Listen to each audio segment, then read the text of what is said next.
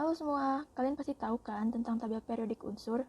Berdasarkan sejarah, unsur dibagi jadi non-logam sama logam, tapi kemudian berkembang sampai saat ini. Untuk info lebih lanjut, simak video ini ya. Itu awalnya banget, unsur yang ditemuin juga masih sedikit, jadi digolongkan berdasarkan logam sama non-logam. Ciri unsur non-logam itu dapat menghantarkan panas dan listrik, merupakan benda padat kecuali raksa, terus mengkilap. Contohnya tuh besi, tembaga, perak, emas. Untuk unsur non-logam, ciri-cirinya tuh sukar menghantar panas dan tidak mengkilap. Contohnya itu belerang, oksigen, karbon, sama nitrogen. Penggolongan ini cuma sampai 1789. Penggolongan kurang bagus karena ada unsur tuh yang sifatnya di tengah-tengah logam sama non-logam. Terus seiring berjalannya waktu, makin banyak juga unsur-unsur yang ditemuin. Jadi udah nggak bisa lagi dikelompokin kayak gitu. Habis itu muncul triad Dobereiner. Di triad Dobereiner ini digolongin berdasarkan kesamaan sifat, bukan berdasarkan logam sama non-logam. Contohnya, di golongan 1A, unsur pertamanya itu litium dengan nomor massa atom 6,94, terus unsur ketiganya itu kalium, nomor atomnya 39,10. Terus unsur pertama sama unsur ketiganya dijumlah, dibagi 2, terus ketemu 23,02, dibulatin jadi 23. Sedangkan unsur keduanya, natrium, nomor masanya 22,99, jadi dibulatin 23. Contoh kedua dari golongan 2A, unsur pertamanya Ca dengan nomor massa 40,08, unsur ketiganya Ba, nomor massanya 137,33. Di rata-rata hasilnya 88,71, ya dibulatin kisaran 88 sampai 89. Sedangkan unsur kedua di antara Ca dan Ba adalah Sr dengan nomor atom 87,62. Dibulatin jadi 88. Octave Newlands. Octave Newlands diciptakan dan diumumkan oleh John Alexander Reina Newlands pada tahun 1864. Octave Newlands menggolongkan unsur-unsur berdasarkan nomor massa relatif.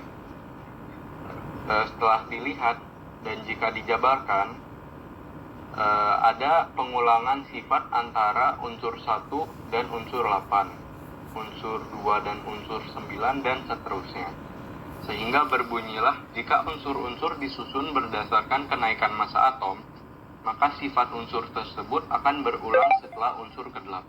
Jadi, jika disusun nomor massa 1, nomor massa 2, nomor massa 3, nomor massa 4, 5, 6, 7, dan 8, bisa dilihat ada pengulangan sifat antara nomor massa 1 dan nomor massa 2. Jika dilihat seterusnya, berulanglah persamaan sifat tersebut sehingga dibikinlah tabel seperti ini. Tentu saja teori Octave Newlands ada kelebihan dan kelemahannya.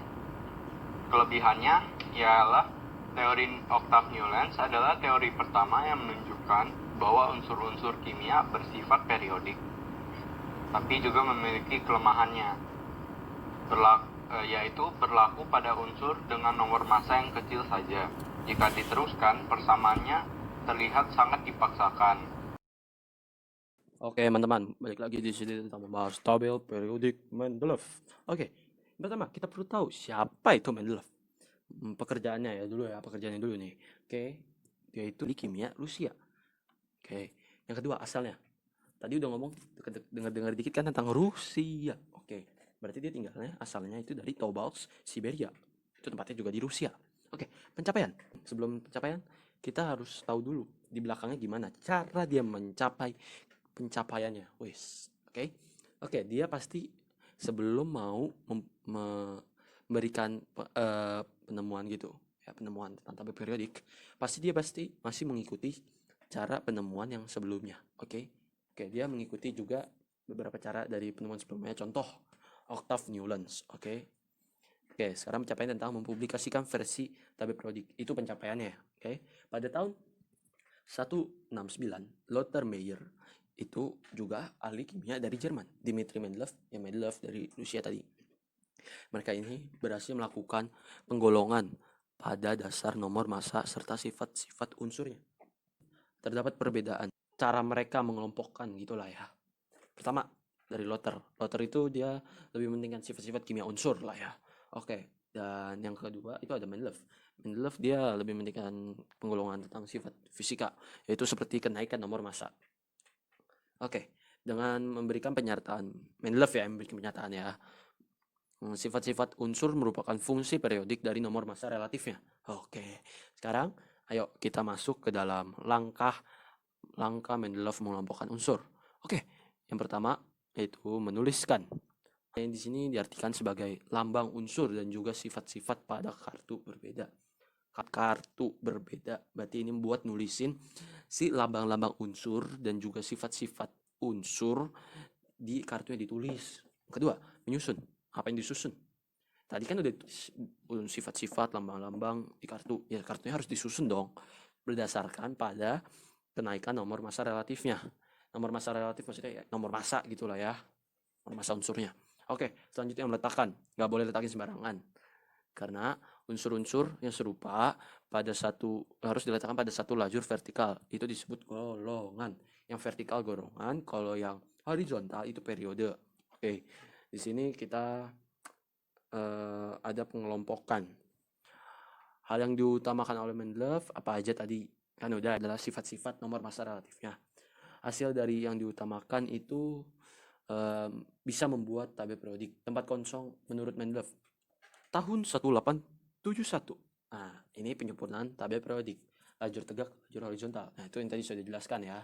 Nah, di sini ini penyempurnaan. Tadi kan di sebelumnya itu ada kata-kata ini, tempat kosong menurut Mendeleev.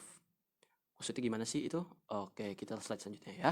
Jadi maksudnya itu Mendeleev membuat tabel periodik. Ya kan, dia membuat tabel periodik. Terus ada ruang-ruang yang kosong. Itu kenapa ya? Nah, itu nanti bakal masuk ke kelebihan. Oke, sekarang kita bahas dulu kelemahannya apa. Oke, kelemahan dari tabel periodik Mendeleev adalah adanya unsur dengan nomor massa relatif lebih besar terletak di depan unsur dengan nomor massa relatif lebih kecil. Karena susunannya didasarkan pada kenaikan nomor massa relatifnya. Oke, contoh tellurium atau Te yang nomor massa relatifnya adalah 128 berada di depan iodium dengan nomor massa relatifnya 127. Oke, sekarang kelebihannya apa ya? Oke, jadi di sini ada kelebihan atau keunggulannya. Keunggulan dari tabel periodiknya, dia bisa meramalkan unsur yang akan datang atau unsur yang akan ditemukan atau unsur baru lah gitulah ya. Sehingga di dalam tabelnya diberikan beberapa ruang kosong. Yang terakhir kita memiliki tabel periodik modern. Tabel ini adalah tabel yang kita gunakan sekarang. Tabel ini dibuat oleh Henry Moseley yang diumumkan pada 1941. Tabel periodik modern menggolongkan unsur berdasarkan nomor atom dan sifatnya yang sama.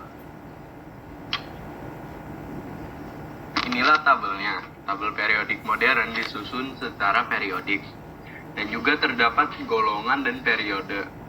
Golongan mengelompokkan unsur-unsur secara vertikal, sedangkan periode secara horizontal.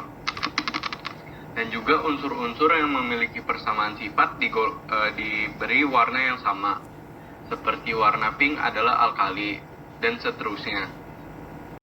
Dalam tabel periodik modern, yang pertama ada golongan 1A atau golongan alkali, yang bersifat logam, mengkilap seperti perak, lunak dapat diiris dengan pisau, kecuali Fr yang radioaktif.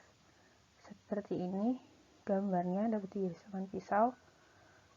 Lalu unsur hidrogen merupakan unsur bukan logam. Hidrogen ditempatkan ke dalam golongan 1A karena mempunyai 1 elektron, tetapi sifatnya berbeda, jadi unsur hidrogen tidak termasuk golongan alkali.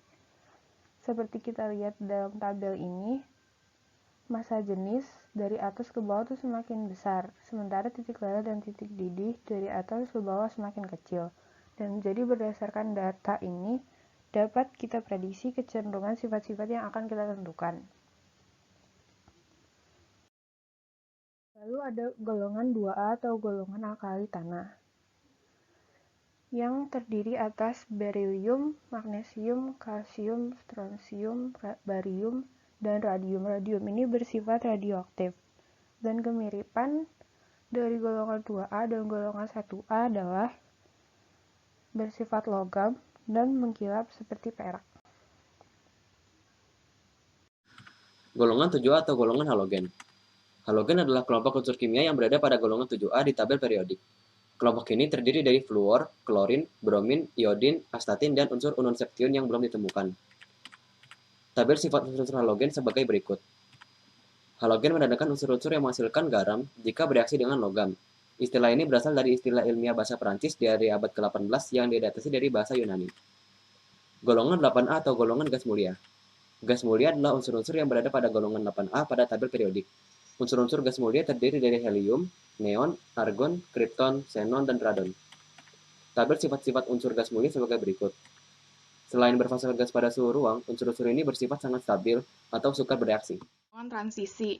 Unsur-unsur yang terletak di bagian tengah tabel periodik unsur yaitu antara golongan 2A dengan golongan 3A itu yang disebut dengan golongan B atau golongan transisi.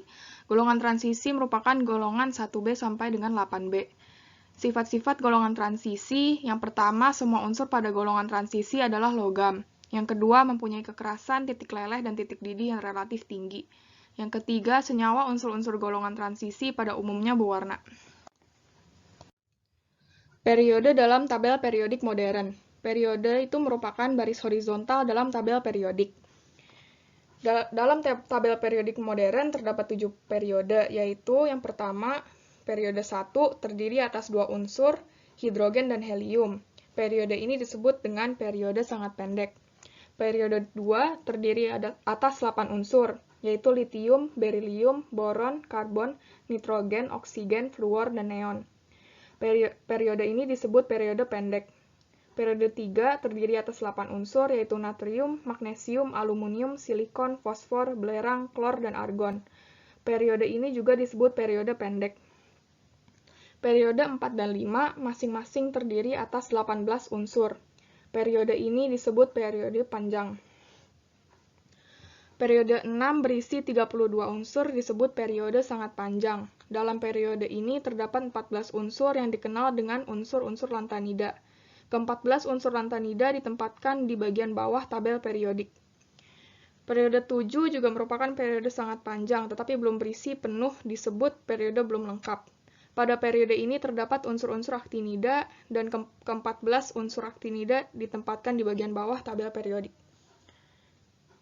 Sekian video pembelajaran dari kelompok 2, dan teman-teman jangan lupa kimia itu indah.